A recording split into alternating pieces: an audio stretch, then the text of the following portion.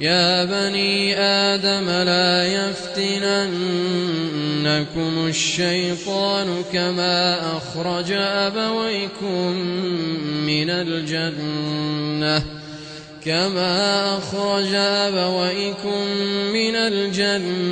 ينزع عنهما لباسهما ليريهما سوآتهما إنه يراكم هو وقبيله من حيث لا ترونهم إنا جعلنا الشياطين أولياء للذين لا يؤمنون وإذا فعلوا فاحشة قالوا وجدنا عليها آباءنا والله أمرنا بها قل إن الله لا يأمر بالفحشاء أتقولون على الله ما لا تعلمون قل أمر ربي بالقسط وأقيموا وجوهكم عند كل مسجد وادعوه مخلصين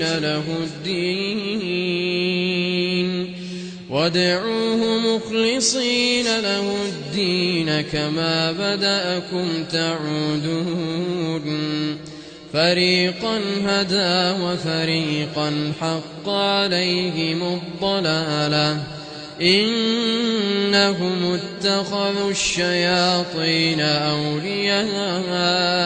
من دون الله ويحسبون أنهم مهتدون يا بني آدم خذوا زينتكم عند كل مسجد وكلوا واشربوا ولا تسرفوا إنه لا يحب المسرفين قل من حرم زينة الله التي أخرج لعباده والطيبات من الرزق قل هي للذين آمنوا في الحياة الدنيا خالصة يوم القيامة كذلك نفصل الآيات لقوم يعلمون قل إنما حرم ربي الفواحش ما ظهر منها وما بطن والإثم والبغي بغير الحق وأن تشركوا بالله ما لم ينزل به سلطانا وأن تقولوا على الله ما لا تعلمون ولكل أمة أجل فإذا جاء أجلهم لا يستأخرون ساعة ولا يستقدمون يا بني آدم إما يأتينكم رسل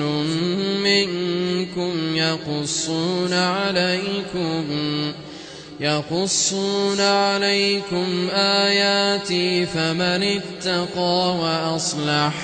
فلا خوف عليهم ولا هم يحزنون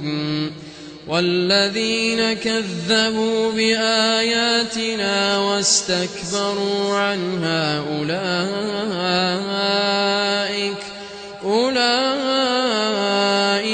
أصحاب النار هم فيها خالدون فمن أظلم ممن افترى على الله كذبا أو كذب بآياته أولئك ينالهم نصيبهم من الكتاب حتى إذا جاءتهم رسلنا يتوفونهم قالوا أين ما كنتم تدعون من دون الله قالوا ضلوا عنا وشهدوا على